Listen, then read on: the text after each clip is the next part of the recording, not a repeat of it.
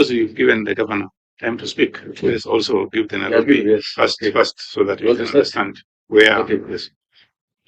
Okay, give us brief. Okay, thank you, Chair and Governor. Chair, I want to go on record as one of the people who have expressed deep concern about this particular arrangement with the national government and the county government of Nairobi. I want to be very clear from the onset that nobody is against development, nobody is against support from the national government to county governments in the execution of their mandates for the delivery of services for the people of Nairobi. But you will agree with me, Governor, that everything we do is subject to the law and the Constitution. We will start with Article 10 of the Constitution, which requires that any time any person makes any policy pronouncements or public policy decisions such as the ones you have taken to essentially transfer these functions to the national government, you have to apply the values in Article 10, which also include, and I'm sure you're aware, that public participation has to be taken before the fact, not after the fact, and we'll come to that shortly, Honorable Chair.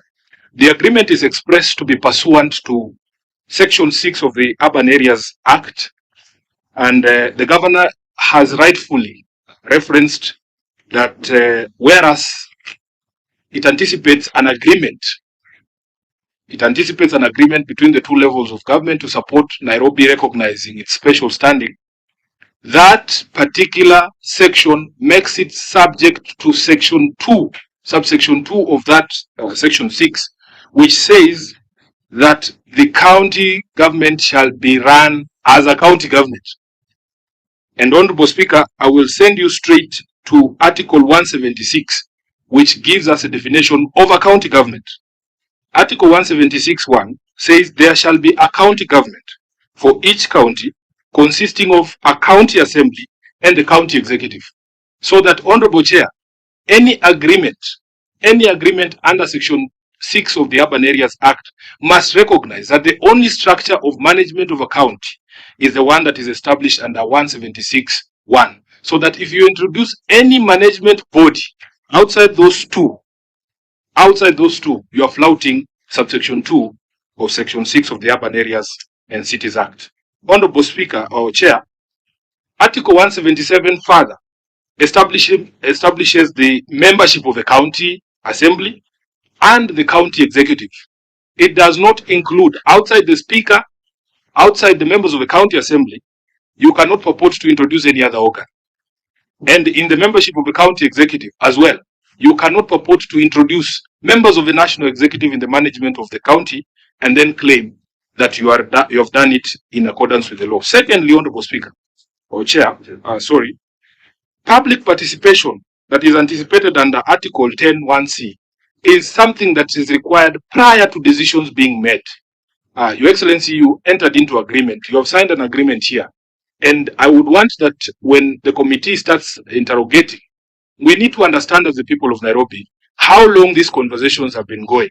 Because it is not possible that, in my estimation, I don't think that these conversations happened within a week or two. You, as the head of the government in Nairobi, have been having these conversations with the view of entering this agreement with the national government. I think I'll be right to assume that it has taken some time. What was so difficult for you to be able to publish, for instance, a notice and say the Nairobi County government is in talks with the national government with a view of entering an agreement that looks like this, and then allow us as the people of Nairobi to conduct public participation and give our views, including the County Assembly of Nairobi? Honorable Chair, I want to confirm as a Senator of Nairobi that I had no idea that these particular negotiations were going on. Outside the fact that Governor is my friend, is able to reach me on phone. I had no clue until I saw that invitation that there was going to be a signing ceremony, and you put it at a very unfriendly address, which of course Sifuna is not welcome to attend.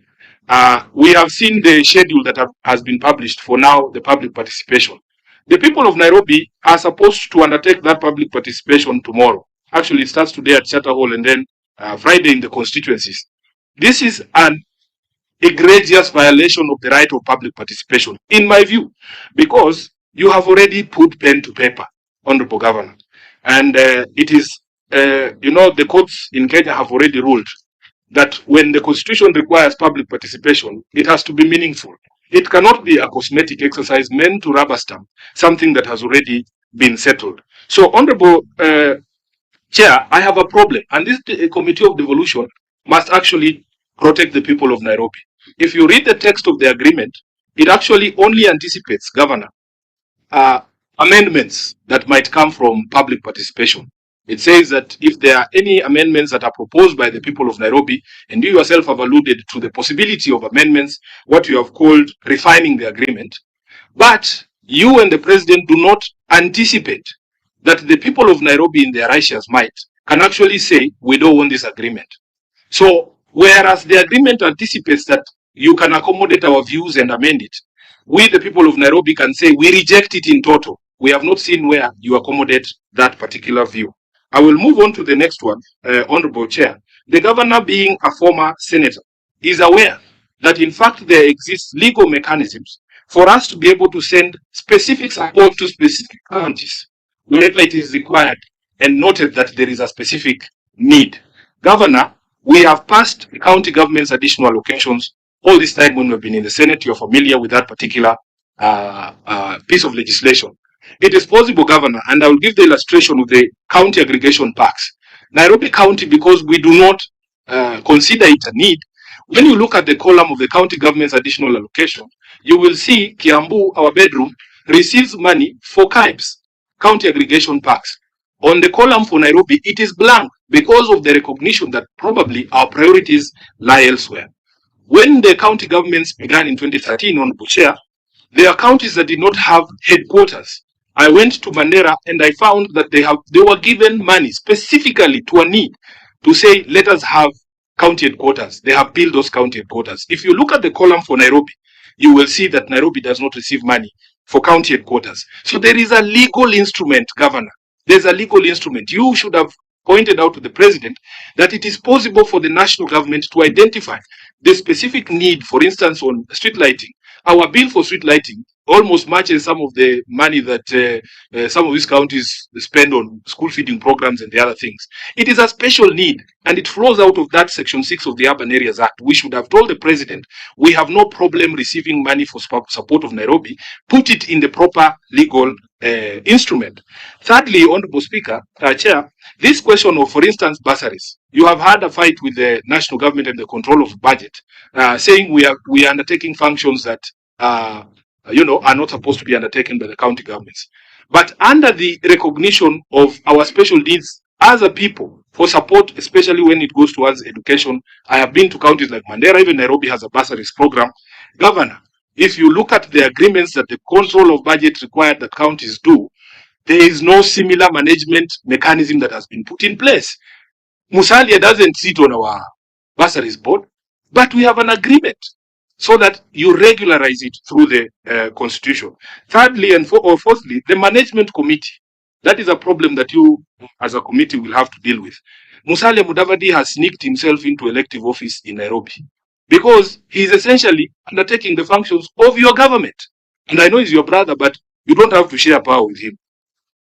Honorable Chair, yes, there is the question of pending rates, Governor. You yourself will tell this committee the current outstanding balance. And last we had a conversation with you about how much money national government owes the people of Nairobi. I think it was upwards of something like 100 billion Kenya shillings. Why can't you tell the president that you have the capacity as a county government to be able to manage Nairobi? Let him give us our money. Let him give us our money. And then we will build our roads. I have seen this county government building roads. Unless, Governor, you are saying you cannot build roads. If the national government gave the county government of Nairobi money, you have the capacity to build those roads. You have the capacity to do those sewer lines. You have the capacity to do the drainages. You are a government. Tell them to give us our money. When we see people saying, we will give you this money, but we are not very sure you will run it, so let's send Musalia to chair the board. That is unacceptable under the Urban Areas and Cities Act.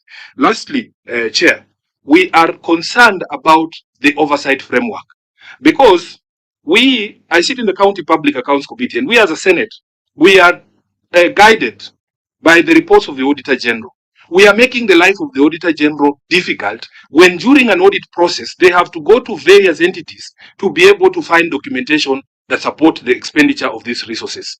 So for instance, if we want to audit these resources that have been given under this particular arrangement, you are told, oh, there are some documents you have to go and get from the treasury, the others are where, the others are this. You are making it difficult for the auditor to be able to do their job. Lastly, Governor, the NMS, you yourself promised the people of Nairobi, we will not get into a misadventure similar to that one.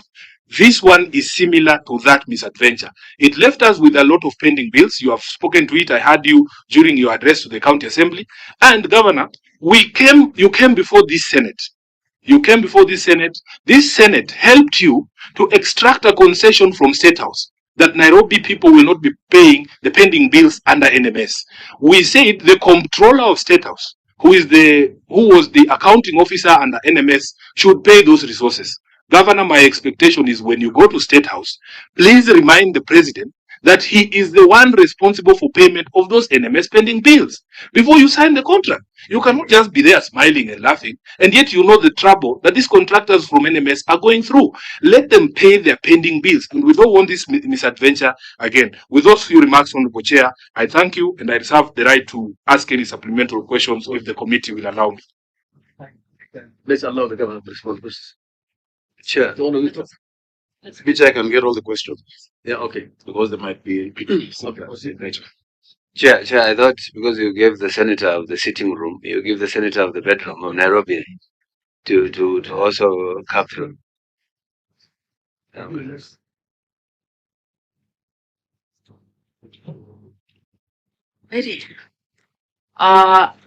Thank you, Chair, for this opportunity. First,